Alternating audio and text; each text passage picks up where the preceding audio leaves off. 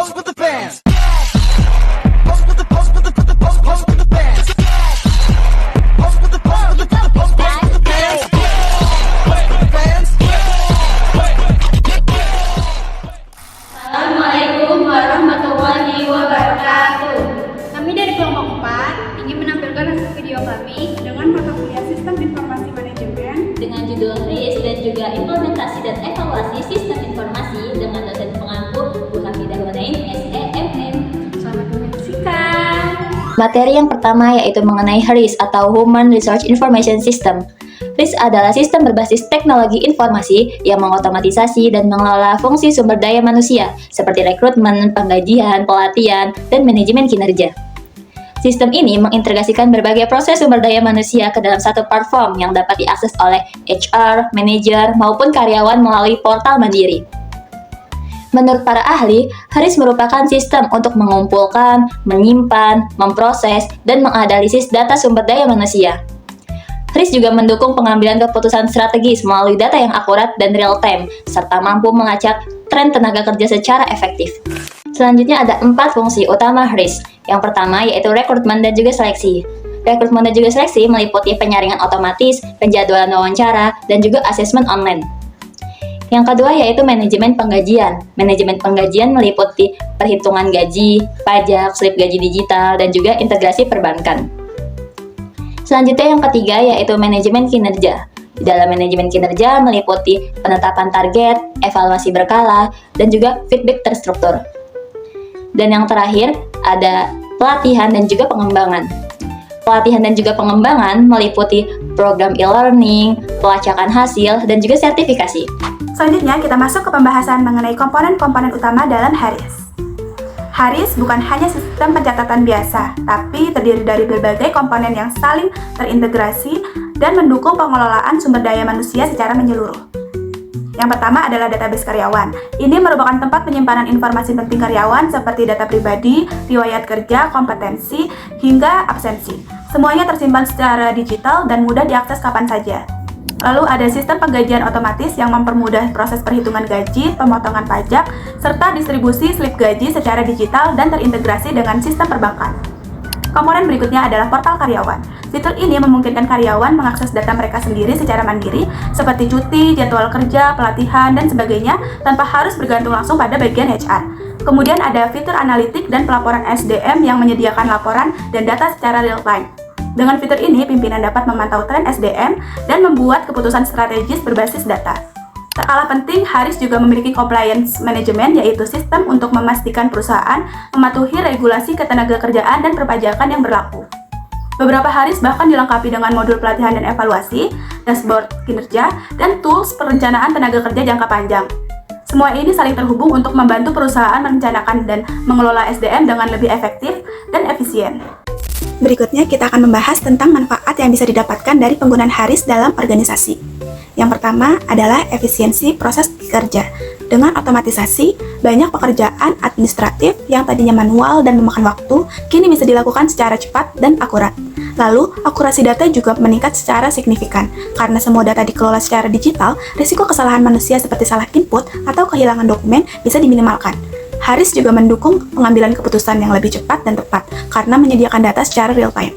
Ini sangat membantu manajemen dalam merespons berbagai situasi yang dinamis. Selain itu, HRIS juga berperan penting dalam memastikan kepatuhan terhadap regulasi seperti aturan perpajakan, ketenagakerjaan, dan perizinan. Sistem ini akan membantu perusahaan menghindari resiko hukum akibat kelalaian administratif.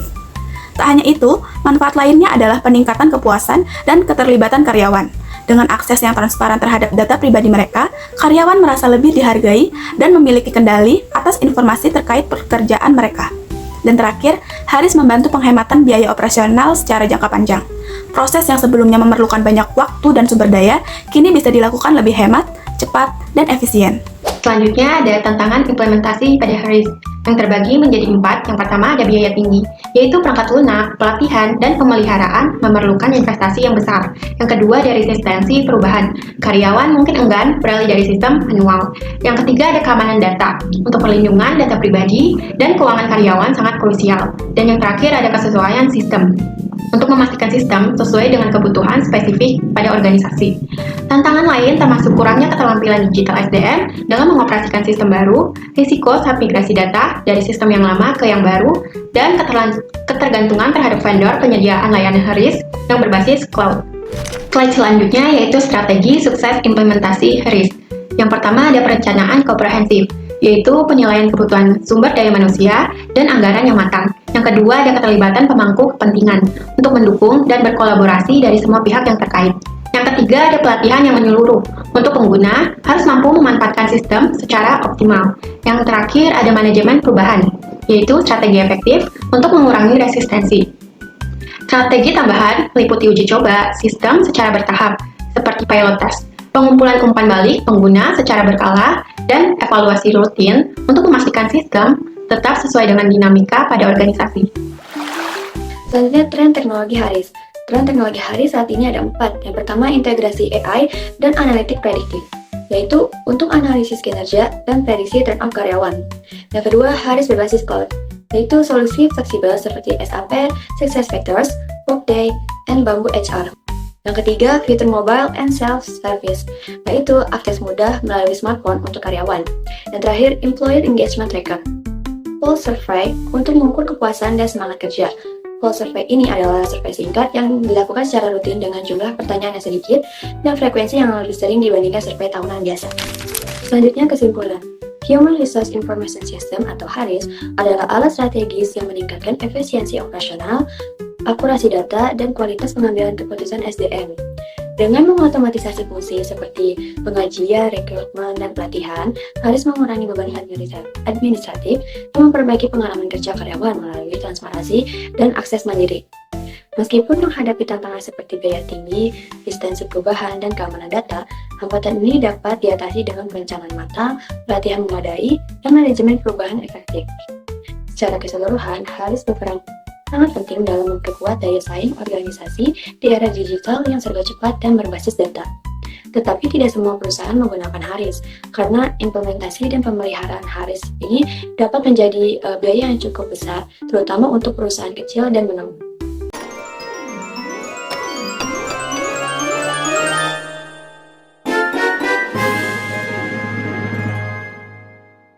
Selanjutnya, kami membahas tentang implementasi dan evaluasi sistem informasi, mulai dari definisi terlebih dahulu.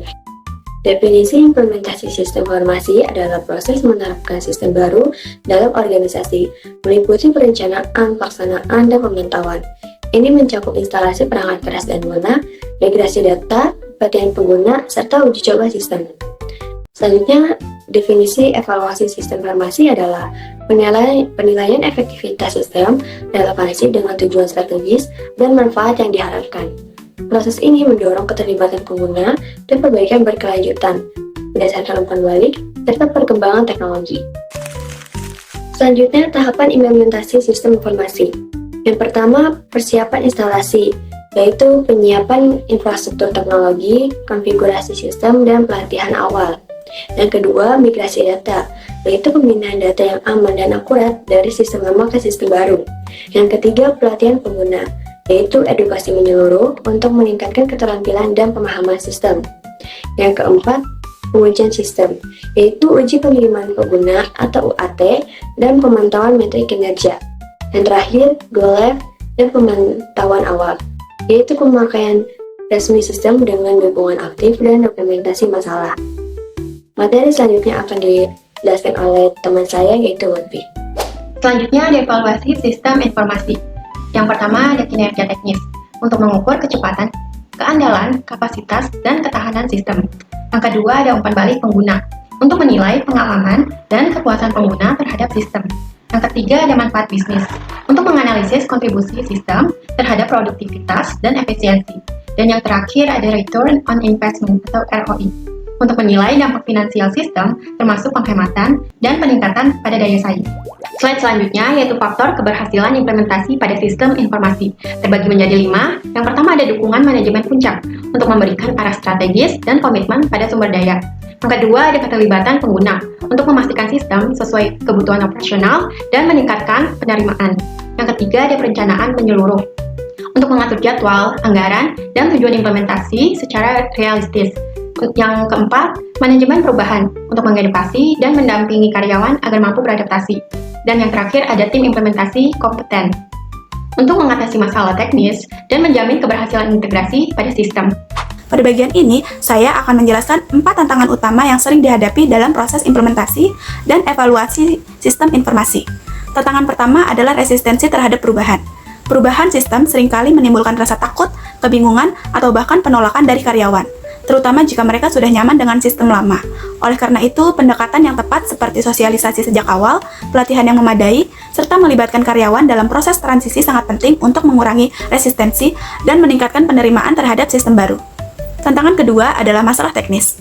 Saat sistem dijalankan, bisa saja muncul berbagai gangguan seperti bug, sistem yang tidak kompatibel, atau performa yang belum optimal. Hal ini menuntut adanya tim teknis yang siap sedia untuk memberikan dukungan, serta sistem pemantauan yang aktif agar masalah dapat segera diidentifikasi dan diselesaikan tanpa mengganggu operasional harian. Tantangan ketiga adalah biaya dan waktu yang tidak terduga. Proyek implementasi seringkali mengalami pembengkakan anggaran atau keterlambatan karena adanya perubahan kebutuhan, revisi sistem, atau hambatan eksternal. Untuk mengatasi hal ini, diperlukan perencanaan yang fleksibel namun tetap terukur, serta manajemen proyek yang disiplin agar proses tetap berjalan sesuai target. Dan tantangan keempat adalah migrasi data. Memindahkan data dari sistem lama ke sistem baru memerlukan ketelitian tinggi. Risiko seperti kehilangan data, kesalahan input, atau data yang tidak sesuai format bisa berdampak serius pada keakuratan sistem. Maka dari itu, proses migrasi harus direncanakan dengan baik, diuji secara menyeluruh, dan divalidasi agar data yang digunakan tetap aman dan akurat. Selanjutnya ada strategi implementasi dan evaluasi yang sukses. Yang pertama ada perencanaan dan manajemen risiko, yaitu mengidentifikasi potensi hambatan dan menetapkan mitigasi sejak awal.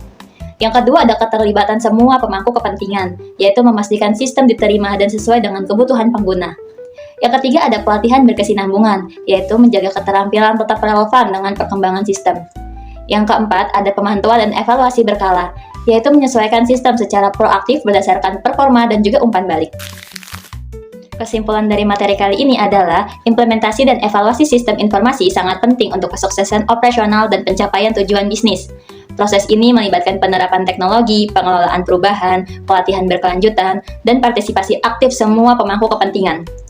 Evaluasi berkala memungkinkan organisasi menilai efektivitas sistem, mengidentifikasi area perbaikan, dan memastikan investasi teknologi memberikan dampak positif berkelanjutan. Dengan pendekatan terencana dan kolaboratif, organisasi dapat mendorong inovasi, meningkatkan efisiensi, dan menjaga keunggulan kompetitif di lingkungan bisnis yang dinamis.